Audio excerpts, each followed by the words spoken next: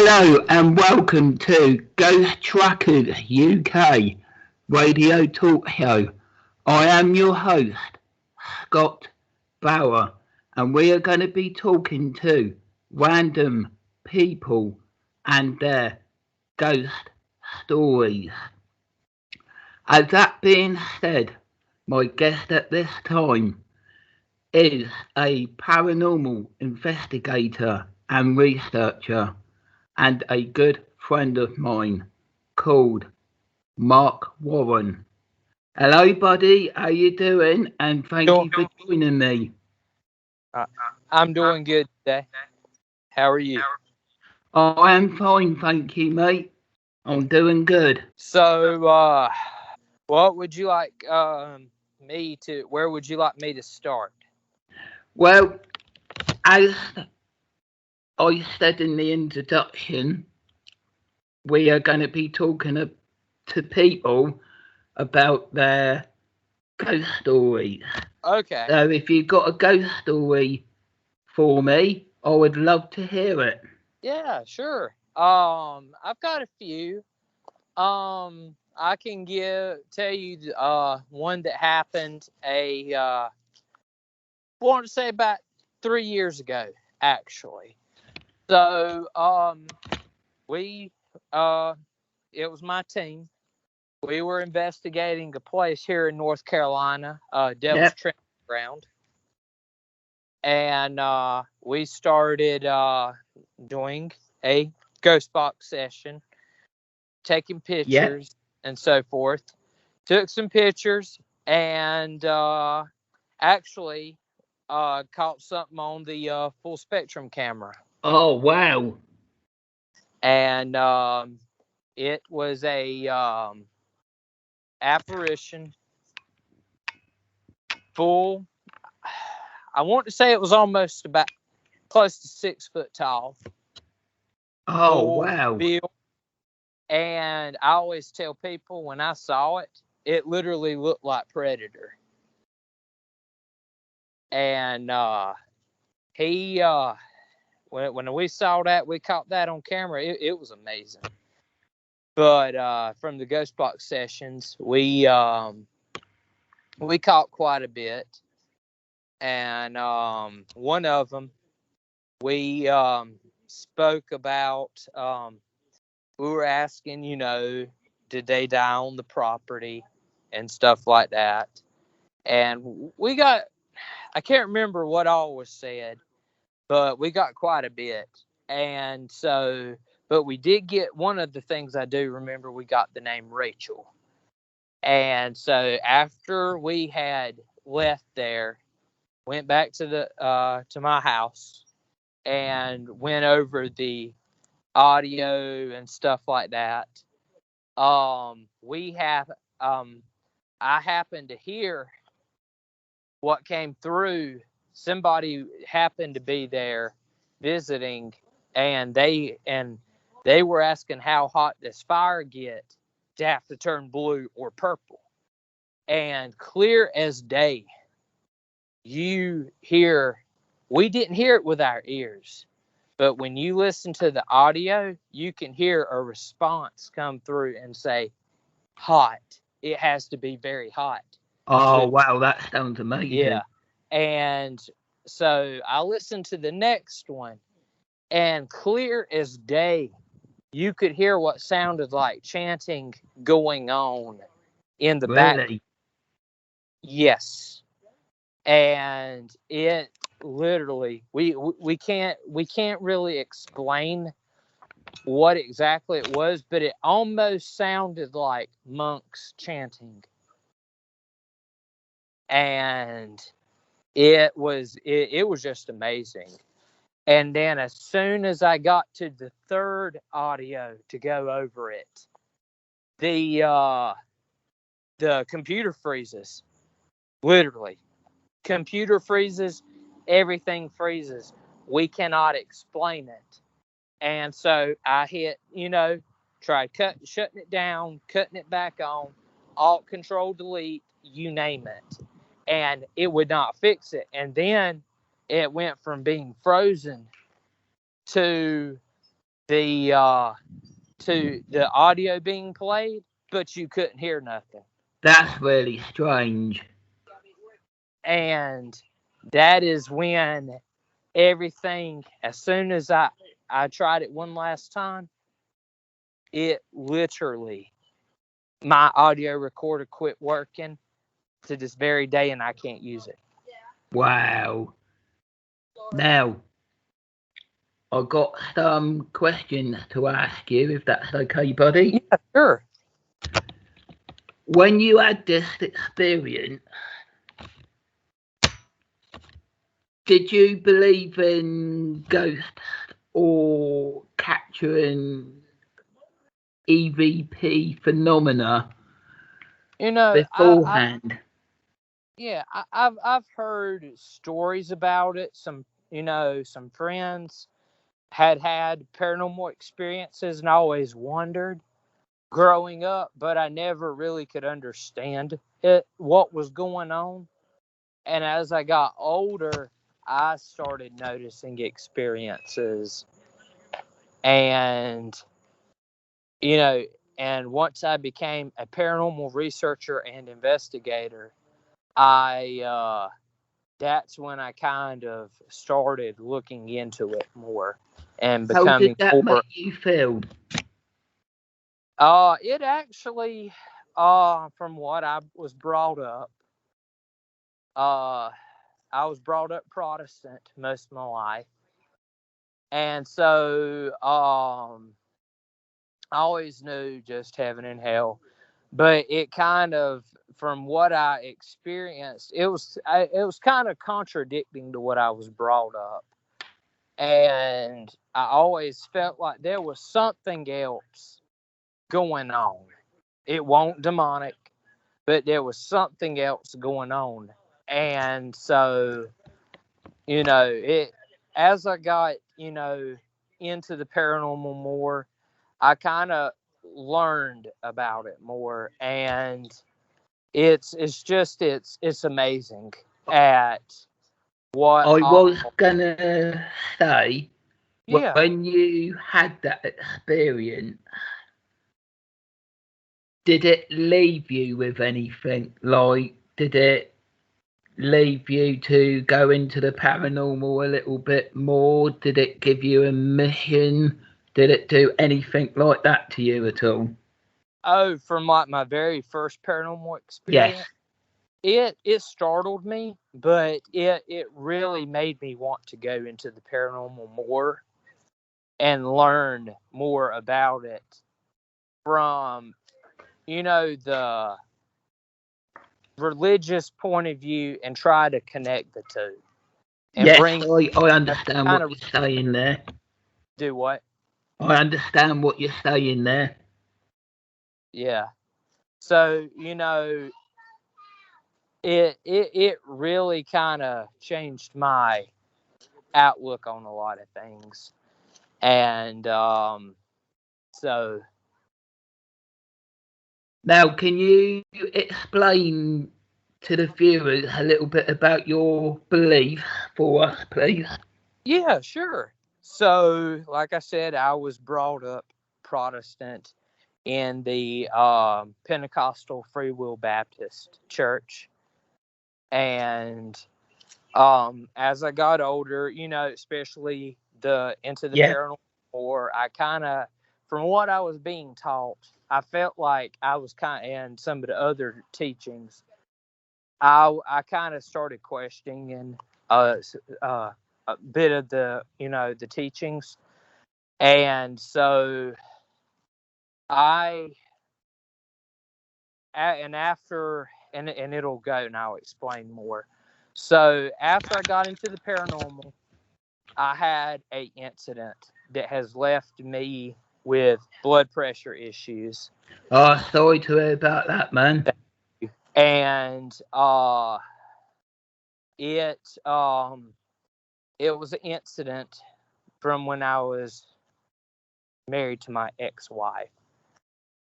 The first time, my first marriage, we stayed at her mom and aunt's place one night, and I woke up to thinking it was her mom or one of her sisters or somebody waking up and going to the kitchen to go get something to drink.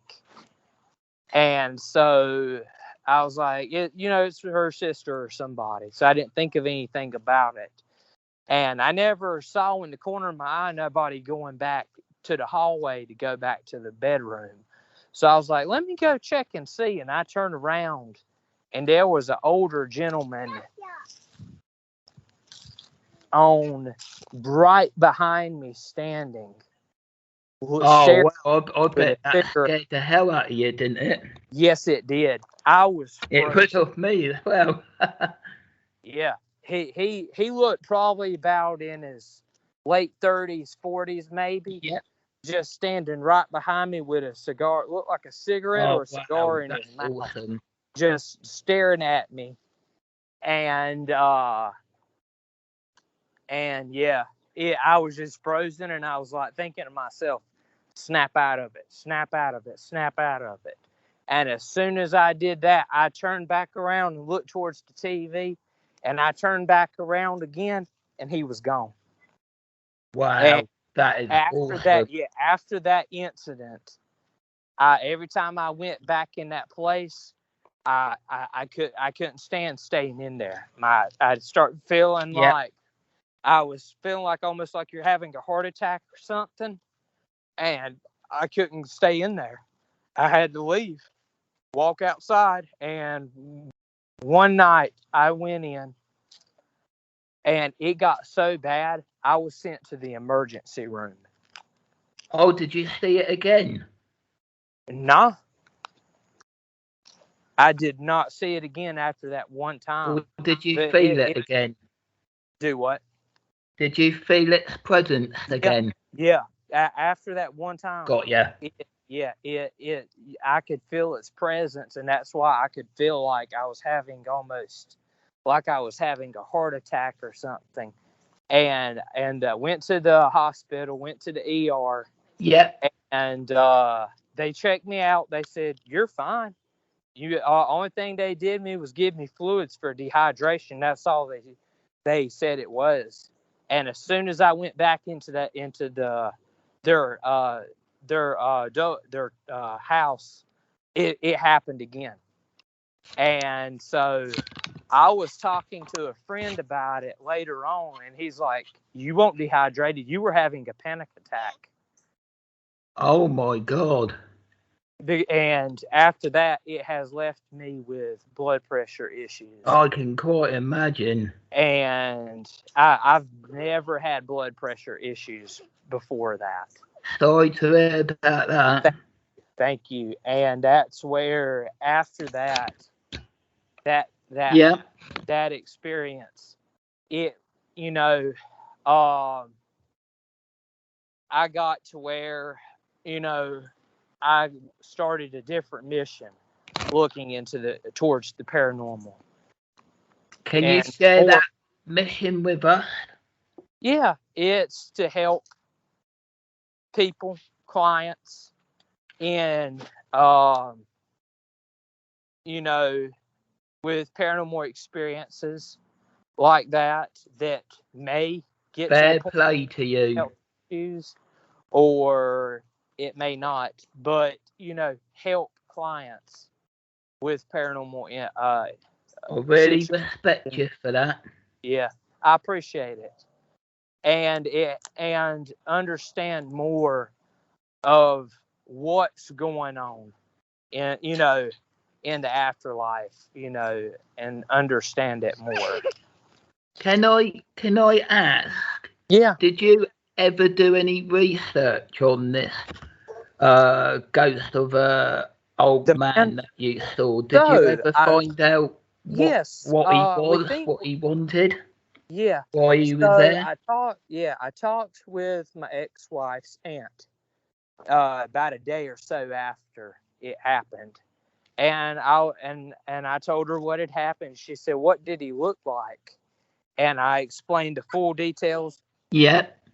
And she said the couch, because she had they had gotten two of the couches that turns into a bed.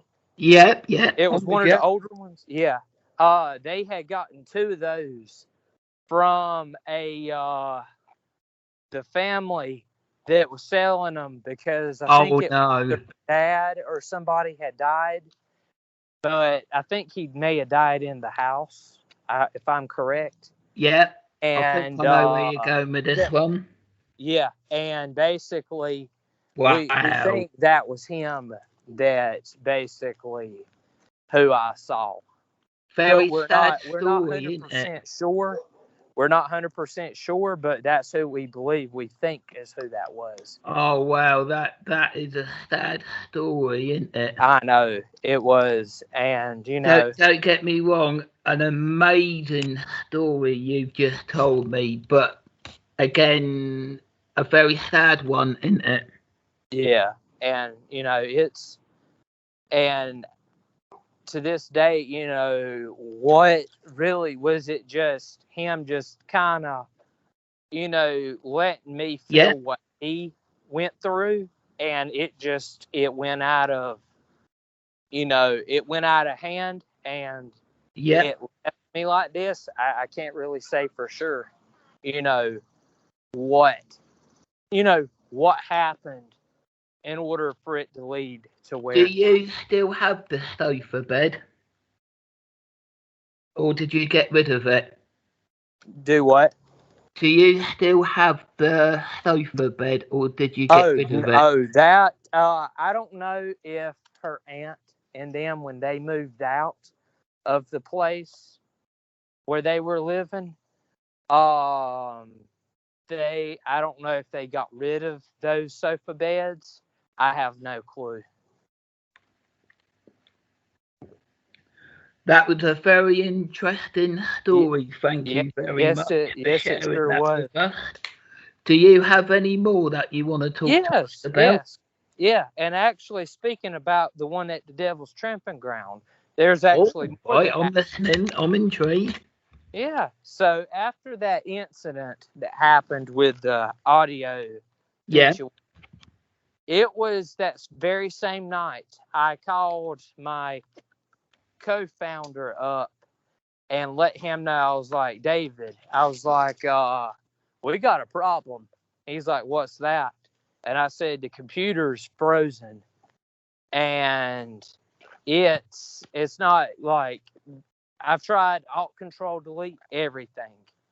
He's like, give me a call on FaceTime or whatever, and let me see what's going on. So I took the computer and my phone, called him up, video called him, and went outside. As soon as I went outside with it, the computer unfreezes and my phone freezes. And he said, is there any females around you? I was like, no. Why? And he said, I said, the only ones at the house is just me and my mom. That's it. And he said, because he said there was a young female. I was at that about my age. That was right behind me when the phone froze. He saw a female that looked almost just like me, except with dark hair, glasses that looked like mine with darker lens. Really? Smiling right behind me. Did you have any relation that could fit that description at all? So, no. That had passed away, maybe? Do what? Did you have any relations at all that looked like that had passed away, maybe? No relations to anybody that looked like that. It's a fault. So yeah. We think, as I was talking about, we got the name Rachel. Yeah. It came through. We think it may have been her. But we're not for sure. But that's who we think it might be. I Um, was thinking maybe could it have been a doppelganger that was trying to take your form on? I mean, it could be possible. It could be possible. But what was weird is Yeah. about that time when when they had, what was it, it wasn't the full moon, but when we had that incident that came through a few years back, Yeah. with that when that went on and you had to wear those special glasses or whatever to be able to see it. Yeah. When that was going on, I noticed a lot of changes were going on, and I literally and it won't me, and that's why I think it may have been her, is because I felt what Yeah, felt that does make sense, somebody doesn't had it? just went through a breakup and felt like they were just so depressed and sad, like they wanted to uh to hurt themselves, and Yeah. said it won't me, and and after all that went away, that same day it quit and That's never had the grand. problem since. Now, we're friends and we do Yeah. talk on a regular basis. I remember you were saying to me once you're either very interested or you're into demonology. Could you Yes. explain a little bit about that to me and the viewers for me, please? Do what? Sorry about that. That's okay.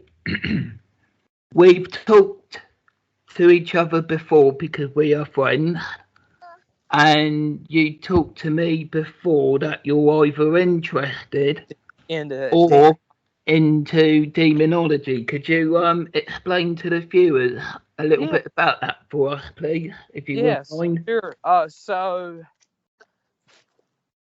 right now I'm studying to become a demonologist and studying demonology, and it's very interesting. So what I tell people, in order to understand demonology, you have to understand angelology, because demons are fallen angels. I agree with that. So but yeah, so you have to look at it at that standpoint, on how they came to be, and the history and so forth. And then you have to understand what are the signs, the process and things like that. So you have demonic possession, but it's a process. So there is a spiritual law that you cannot just become possessed. It has to be willingly done. So, which means normally you either allow it intentionally to possess you, or you go through the process of demonic infestation, oppression, obsession, then possession. That's really interesting. So yes, so which means is it starts out as demonic infestation, and then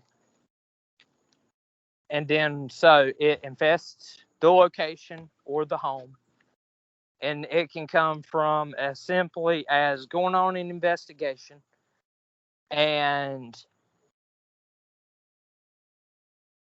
you know happen to go to a location where there's demonic activity, and then it attaches itself to you. So that can happen then. Yes, it can. That's And actually a scary thought, isn't it? yes, and it follow you home, start, or you have it as you're messing with the occult, and there have been cases, Ouija boards, seances, things like that, that Yeah. it get involved and not properly protecting yourself. Talking of which, sorry to Yeah, sure. talking of which, sorry to interrupt you there, my friend. Sure. You're talking about like going to investigation where there could be a demonic case. Correct. Yes, correct. Saying that some people wanted to go because they would want to go. Some people. Yeah. Is there any type of like prayers that you can do to protect yourself before you go? Yeah.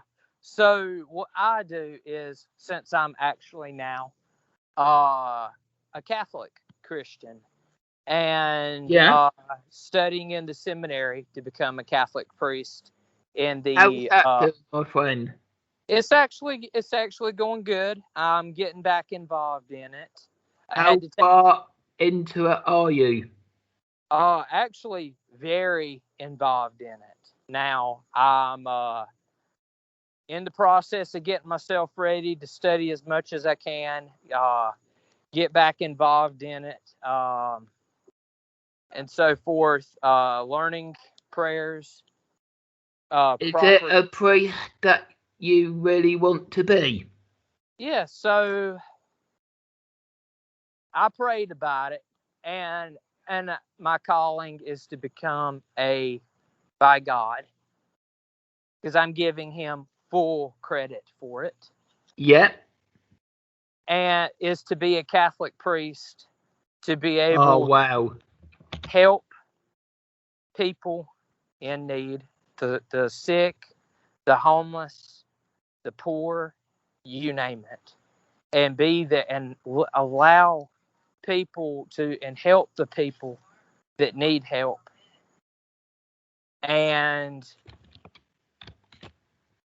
give God full credit for it. Absolutely, the matter of respect to you, fella. Yeah. And to be able to take on the responsibility as demonologists. Fair play to you. And help fight the spiritual warfare that's going on. Because it's a whole lot that goes on behind it. So I'm very interested in what you're talking about, especially the demonology stuff, because as you know, Mark, I am an investigator and psychic medium. Correct. And I got my own ghost hunting team called Ghost Trackers UK, and we're on YouTube.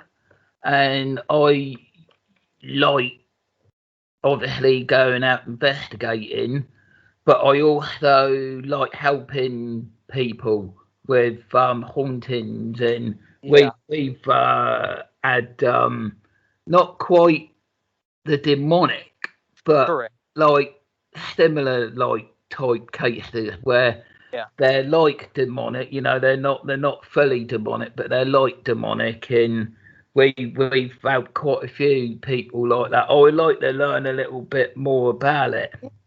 So basically, y'all deal with more human spirits, basically. Yeah. Than in spirits. And you know that's a very good start, because that's where I started out. And while I'm still in the process of learning on demonology, I tried to tread very carefully when it comes to the cases. So do I. Yeah, and stay out as much as I can unless I really have to get involved. Yeah, with me. And I'll continue over. So yeah, you start out as it's inviting a demonic entity, even though it may be intentionally or unintentionally. It starts out small like that, infests the home. Yes, I've heard that before. Yeah, It starts out as small things that may try to masquerade as a human spirit at times. And I will go over from what I do know how to tell the difference. So when you have human spirit, they're normally going to fully show themselves. With demonic, usually they kind of do, but when they take the form of a human spirit, they cannot do it perfectly.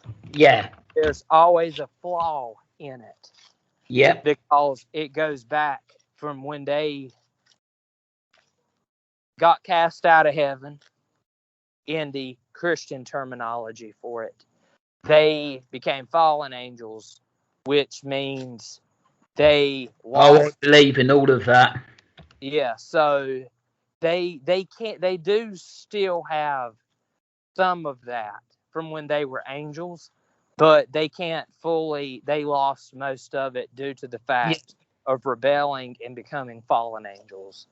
So how it works is you get caught up, and like I said, Ouija boards, seances, even investigations, and in places that may have reports of demonic activity going on, and getting caught up in that, and it following you home, or like I said, that's the disturbing bit, isn't it? When they can actually follow you home. Yes. That's very scary. Yes, it is.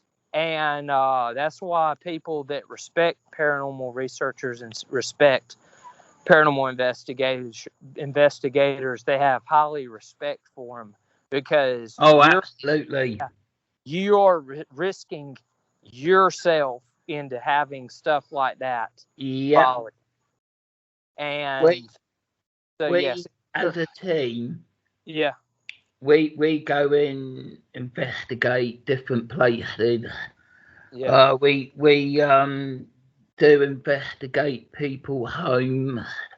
We do I do clearances. Well, I should say spirit clearances for people, and you know they can follow you. Luckily I haven't had that yet, but you got to be prepared for that sort of thing in case it do happen.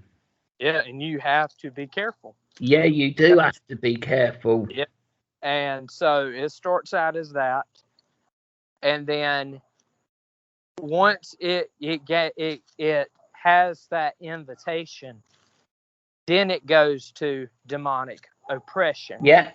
Where it starts physically attacking you, scratching you, keeping you awake at night, things like that, and messing with you. There's a thing I want to ask you about demonic cases and things. As I said before, we've done one or two before now, and we have encountered something like that before. We've discovered that a lot of things seem to happen like early hours of the morning, like 3 o'clock. 3 o'clock. Is that anything? Does that mean anything to you with that sort of thing? So, the what I know is, this is what I know, is when that is their hour normally, because it's mocking the Holy Trinity. Anything in 3. Oh, is that why? Scratches of 3, you name it. It's mocking the Holy Trinity. Yes, there have been cases of human spirits, negative human spirits doing that, but mostly it's more common with demonic. But I can say there's a big difference on scratches from a human spirit or demonic, because demonic, the easiest way to explain it is, think of it like somebody taking a knife and just cutting you in 3. I've not had it done to myself, but I have been in cases where I've done home investigations, and I've seen that happen Yeah. on a person, and Yeah. I've actually seen it form in Yeah. front of my own very eyes. Yeah. It's scary. It is Yes, it is. Yes, it is. terrifying. I haven't personally seen that fully yet. You have that. Also, a sign is the smell of rotten flesh or sulfur. That's another sign. You have desecration of religious objects. You have that. Yeah, Um, then you have the knockings of three. Anytime, especially, there will be cases of that I've had it happen. Is it'll feel like the area around you becomes very claustrophobic. You start feeling like a very big heaviness. It feels very uncomfortable, and it's just pure negativity. It's just pure evil. that would And scare the hell out of me, that would. yeah, so you have demonic oppression. So that goes on. You're being kept up at night. You're being scratched. You're being attacked. You name it. And then you have what's called demonic obsession. And what that means is you start hearing voices.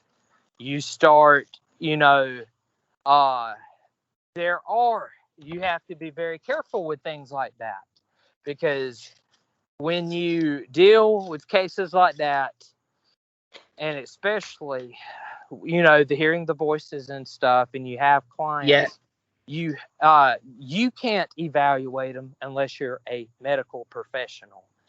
But when you start having that kind of stuff, you want to check in to see if there's any medication involved. Have them see like a medical professional to get evaluated, because there could be some, those situations going on as well, because there are mental health issues that do replicate some of that. But yeah. when it's truly demonic, you'll know, because the person starts acting more secluded. They start acting different, and they, like I said, you start hearing things, you start becoming more secluded and all that, and you start getting broken down, and then that's when, and that can take weeks, months, days, even years for that to continue. Wow. And you're just being mentally and physically tormented. And then that's when full blown on possession comes in. So, in order for Sounds pretty evil stuff. it is, and I will say full on, that people that think messing with demons is cool, making pacts with demons, summoning demons is all fun and games. Yeah, I don't recommend that to Don't, anybody. and I'm going to be straightforward, is because if people start doing that, demons don't give a crap about you. And yes, Scott, and that's why I'm just letting I'm just telling it like it is, because that's why You I'm here. carry on, my friend, because I Yeah, want because people that are yeah. listening to us to listening to you. So, and I'm saying this tonight is because I want to help people not get in those situations, because Amen to that. I haven't had a demonic like me go through it personally, but I have dealt with people that have been through demonic cases. Never had a possession involved, thank God. But I have had some cases of being demonically oppressed, and it's not fun. It is not fun when you have to go to a client and find out that they've messed with stuff, and you don't have to mess with that stuff. It can happen to anyone. You just got to be careful, because it's not fun and games. But when you start messing with the occult and start summoning demons, making pacts with demons and stuff like that, you are messing with and playing with fire. I absolutely agree with you. And it may not happen right away. It can be years. A demon can go through a waiting process for years and wait for the your most unexpected moment when you're going through something in your life, then go at you. So just because you may be messing with a Ouija board, messing with seances and stuff like that, or playing around with the occult, you are playing with fire, and you're obviously going to possibly invite something demonically in. Can I ask you a question? Yeah, sure. Now, I've obviously heard about demons and the demonic through my experiences of being not just a psychic medium, but a paranormal investigator as well. I want to ask you a question, not quite on the demonic, but on poltergeist. Poltergeist. Yeah. So, now, with the poltergeist, are they demonic or are they something else?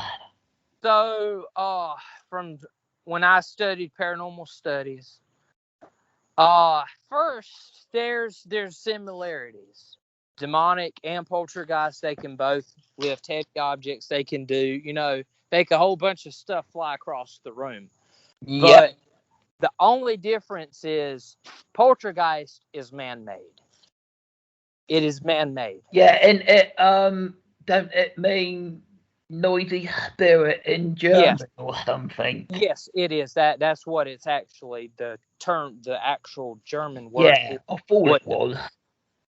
But it's actually man-made, and what it is, it's a bunch of built-up negative energy that it's built up, and it just unleashes at one time, and it causes and sometimes it can happen more than one. Would you say they're dangerous? That they can be. The only way to really truly take care and get rid of a poltergeist situation is the person that's the cause of it is help them. That's right. Got you. Yeah. Usually it can be teenagers that go through a lot. I have heard that. Yeah. Yes, teenagers. With all that teenagers go through, is basically just a bunch of build up negative energy it just unleashes, basically. So that's why it's man-made. Poltergeist. It can really target anything, really. It can make all kinds of pictures fly off the wall. You name it. But demonic normally go after religious objects first. That's how you would know it was demonic, yeah? Correct. Gotcha. When you start seeing where, let's say you're in your home, and you start noticing stuff starts happening, and you start seeing you got crucifixes on the wall, you've got pictures of Jesus, Mary, you name it. And you start seeing religious objects flying off, your crucifix flying off the wall and stuff. That's when you want to worry. Yes, you want to worry and have somebody come in. Now, I've got one more question to ask you about the demonic. Sure. Now, as you're becoming a priest yourself, as you're getting into that sort of thing, what does the church, Catholic Church, think about like things like the demonic and cases like that? Do they believe in it? Do Uh, they want to I, help I people with that sort of nature? yes, especially Oh, I well, don't. Yeah, I know the Roman Catholic Church. I don't know much on them, but the old Catholic Church that I'm with, that are independent Catholics, the Independent Catholic Church. yeah, Uh, uh, they are very, when it comes to that. I do know there are exorcists and stuff. They do tend to, in the Roman Catholic Church, but the old Catholic Church, we are very, especially the one I'm with, the U.S. Old Catholic Church. Um, we they tend to they try to tend to help as much as they can when it comes to that. They when you have demonic cases, they they'll have you just contact. The team will come out, investigate it. If it's truly demonic, depends on where it's at, that's what stage it's in. fantastic news to hear. That they are actually trying to do something for these Yeah, people. yeah. So when you start dealing with possession, um, so what will happen is you will contact the team.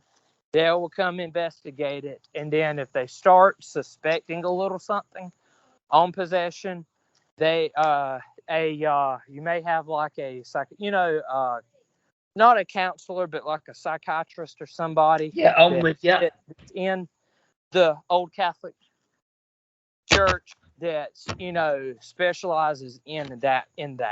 Mark, They'll evaluate the person and to look for mental health issues and stuff Mark, like that. And then when everything comes back normal on their standpoint, then they have to kind of like yeah. say there's something that it's looking more towards possession, because when Mark, you have possession, there if are you want to lots. carry on talking, my friend, I'm just going to go off for a few minutes and I'll be back in a minute, all right? Just All right. carry on talking about what we're talking about. I Okay. won't be long.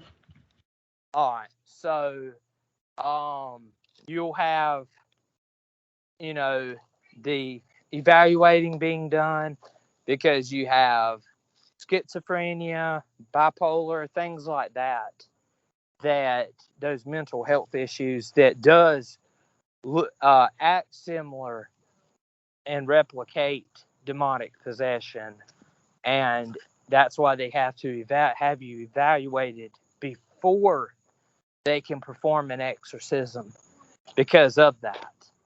And that when everything comes back normal after the evaluation and you don't have none of that, then that's when they step of, okay, we need to look into an exorcism. So that's the story of how that stuff works. But with when you have Yeah. deliverance involved, uh, when you have deliverance involved, that can only be performed by when somebody's demonically oppressed. So deliverance is only performed on people that are going through demonic oppression, basically, and the earlier stage, middle stage of it. An exorcism can only be performed by somebody that has been validly trained in the rite of exorcism, the rite of exorcism. So not anybody can just become an exorcist. You have to be I trained. bet that's got to be hard and a lot of hard work. I bet goes into it, doesn't it? Yeah, and you have to be called to become an exorcist. Really? Well, so yes, you have to be clergy, and you have to go through a the process and learning how to perform the rite of exorcism, and then you'll learn about the cases of possession and how it's properly performed, because like I was saying, because you can't just perform an exorcism on anybody, because you got people with mental health issues, you've got schizophrenia, bipolar, all the those kinds of mental health I understand that replicate it. So that's why there's evaluations and stuff for people that there's supposedly demonic possession involved before an exorcism can be performed, to make sure the person is really possessed and not going through some mental health issues. So once that's cleared and all that, the exorcist has to go through the process of fasting, go to confession. Oh wow, getting himself prepared. a lot of hard work goes into it. Yes, and everybody else has to go through it that's involved in it.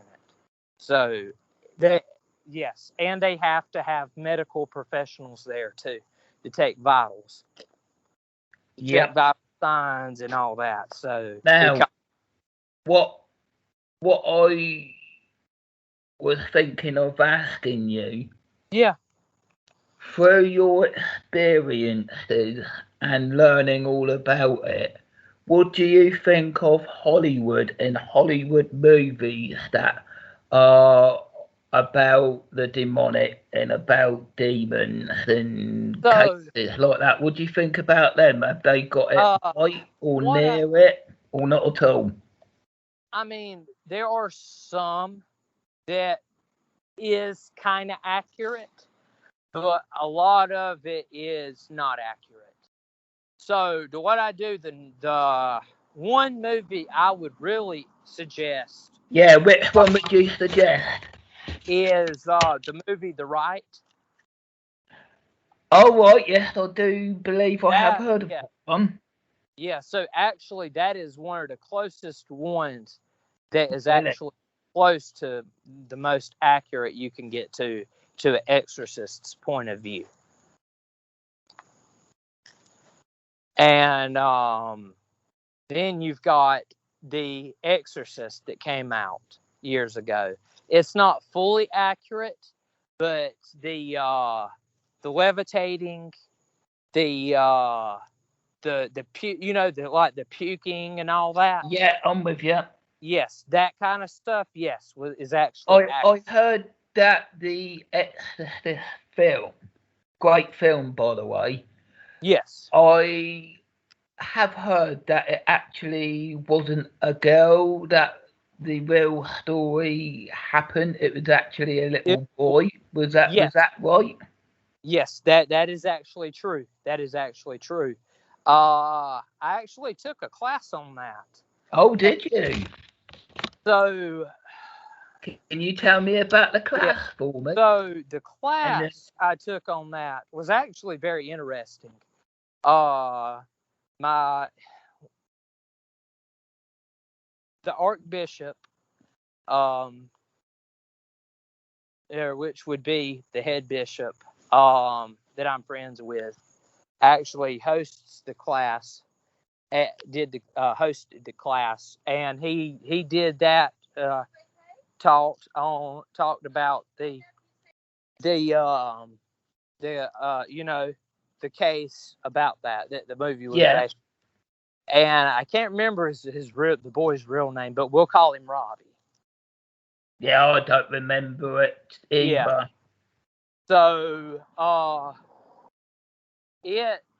so that's actually some of that, like I said, from the movie The Exorcist was based off of that, from the actual account.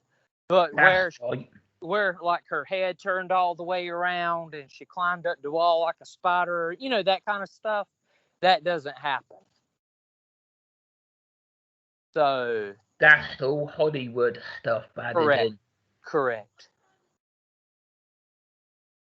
Now, talking about ghosts and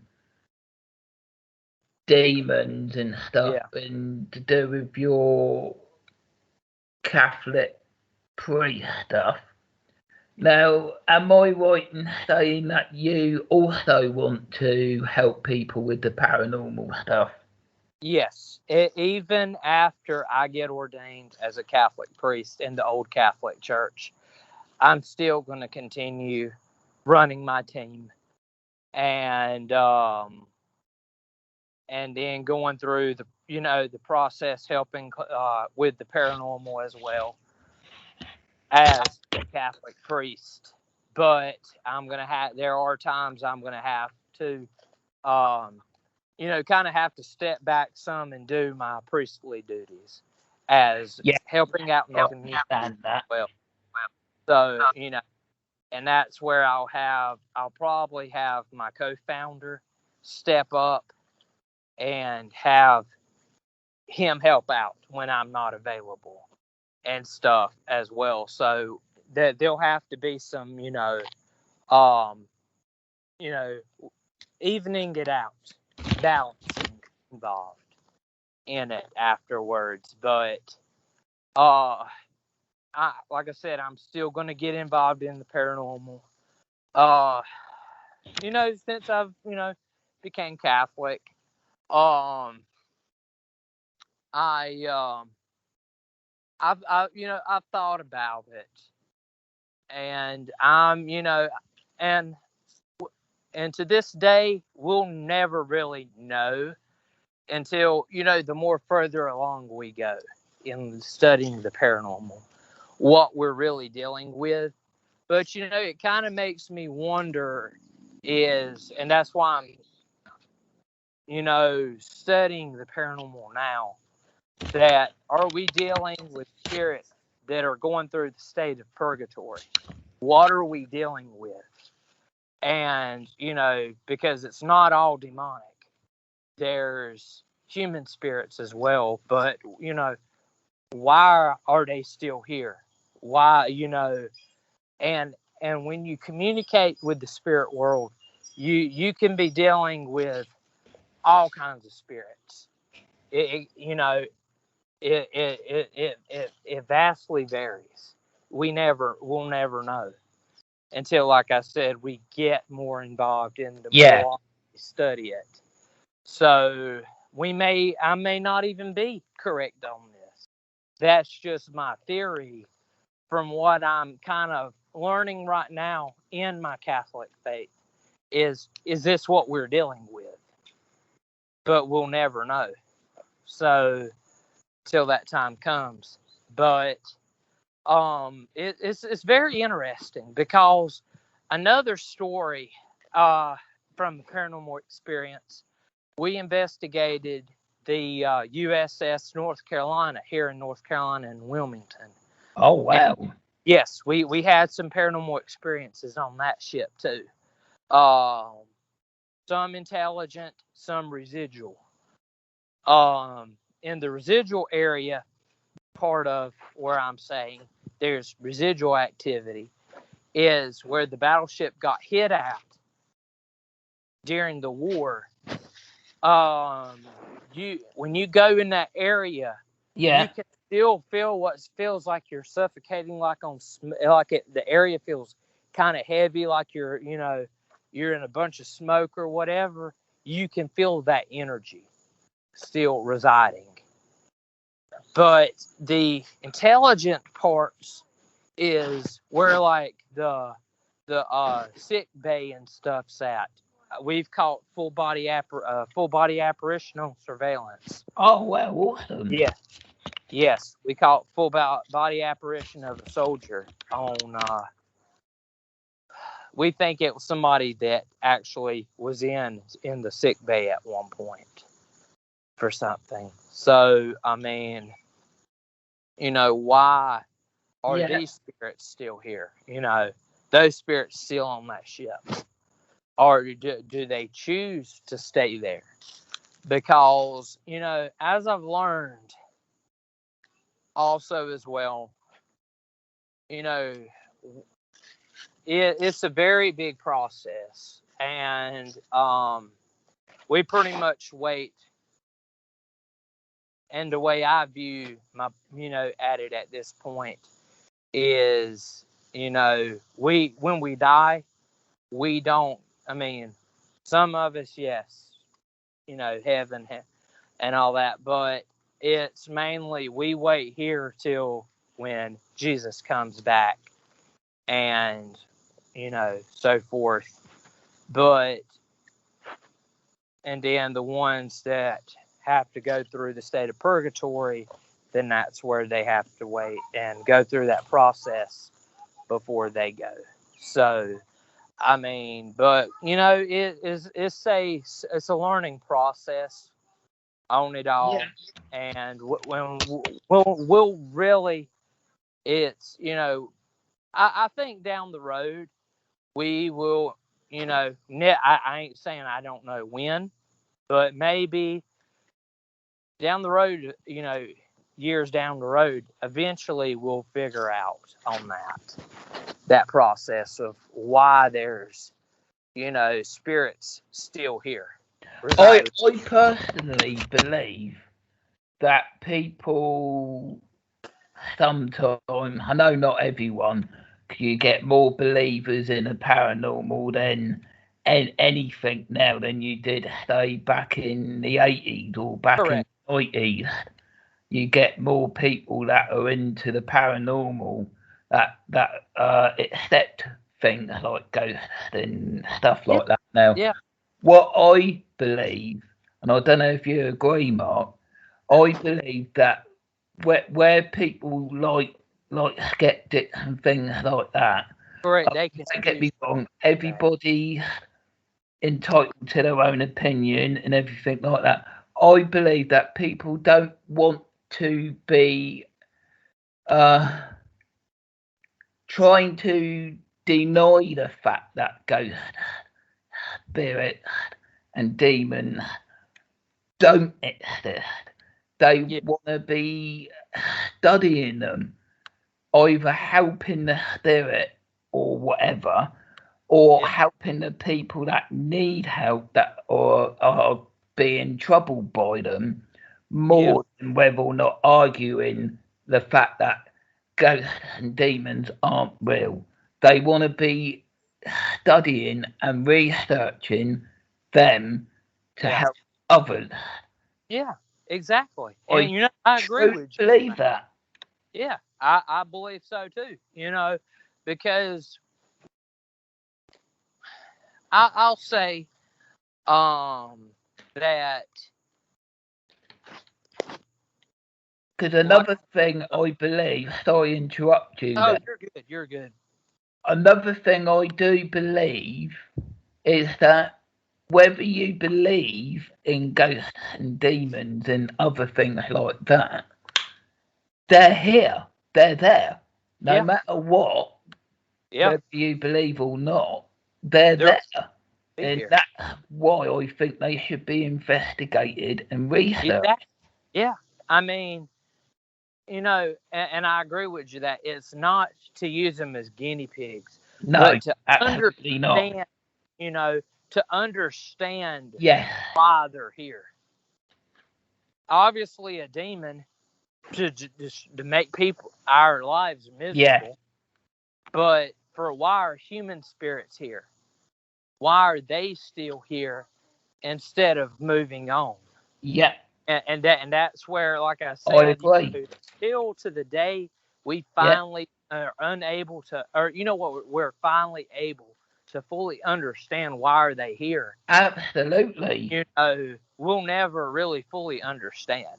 No, We'll, we won't.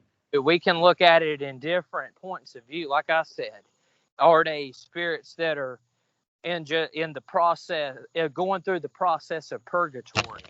Are they, Yeah. is it their, they're where they're able to Yeah. see and help get to the point where they need to be able to go to heaven, Oh, or I they agree. could, and I know in some parts of Christianity, and I'm sure other religions too, where they believe, they wait here till when the time comes when they do have Oh, to. yeah. So it's very interesting. It is, and I'm not dishing anybody that don't Yeah, believe either, because everybody's entitled to their own opinion. What correct. I'm just merely excuse me, what I'm just merely trying to say is that for years and years and years and years and years, we've always had ghost stories, Correct. demonic stories, whatever, whatever, whatever. It needs to be researched. Like Correct. you said, not as guinea pigs or nothing like that. I don't mean in that way. Oh I yeah. mean so we Yeah. can learn. So yeah. You know And what I mean? yeah, I exactly know what you're meaning. I agree, because Yeah. just like, I bring it to a more, my Christian point of view on it, Yeah, go on. because if you actually truly understand and read the Bible in a more open point of view, you actually look at it and it talks about it, spirits and stuff in the Bible, exorcisms, human spirits, you name it. It Yeah, talks about what's that religious guy's name? What's his name? Saint Benedict, in it? Saint. Yes, yes, Saint Yeah, Benedict. didn't he do exorcisms and I things like that? think he may. I'll have to go back and look, and that can be something that I can talk about at a different time. Yeah, But yeah, I definitely. can say this: he was from what I do know about him, he knew his stuff when it come to it. That's right, he did, I think, didn't he? yeah, he actually, there was, and there is a story behind it, that there was a group of monks that didn't agree with him or something and had plotted to kill him. They poisoned his drink, and he knew nothing about it. And basically, he blessed his drink, and he drank it. And after he drank it, after it was blessed, it didn't kill him. Oh, wow. It did not kill him. But yes, he was a very, very, very, he like I said, he knew his stuff, and when he said something, he meant it.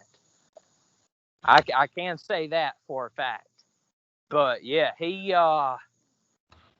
and I'm in the process of joining the Benedictine order and the old Catholic Church. Oh, I didn't know there was one of them. Do what? I didn't know there was one of them. Benedictine order, yeah. There's some in the Roman Catholic Church, and there's some in the old Catholic Church. But yeah, so ours is, yeah, Saint Benedict, he was the one that first founded the Benedictine order. I've I've And sort of been originally, do reading what? up about him a little bit. Yeah, his teachings were meant to help people, the monks, Yeah, with everything live more. with me, I'm more spiritualism. I'm a Yeah, spiritualist. I believe in that kind of thing. yeah, and I yeah, still believe in God. I still believe in heaven and hell and yeah, angels and all of that. yeah, yeah, and there's nothing wrong with that, because I will say the number one rule I learned is Yeah, in Christianity. What true Christianity is to love others as you would yourself, and I as you agree with that. your Father.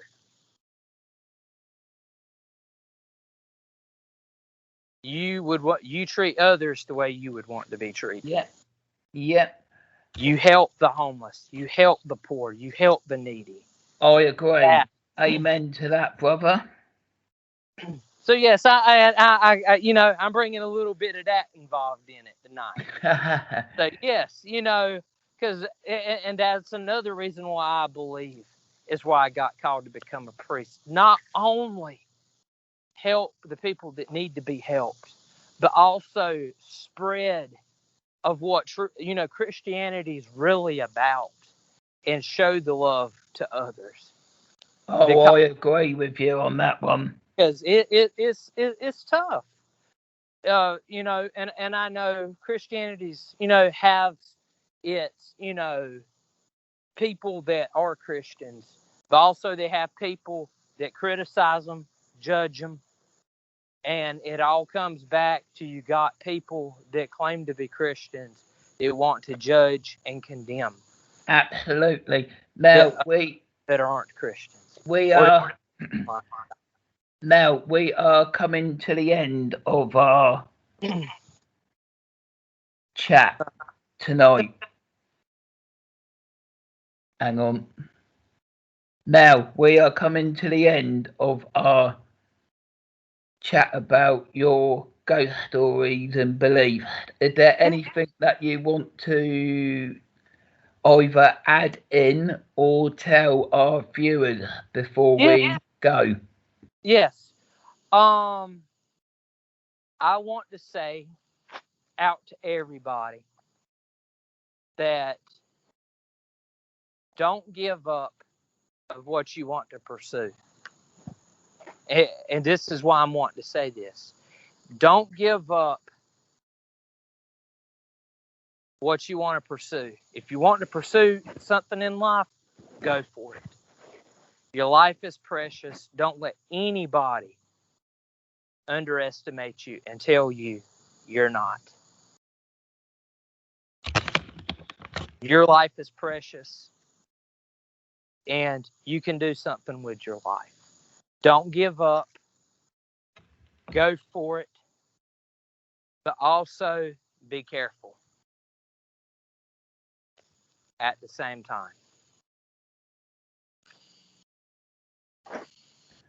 Wise word from the man himself.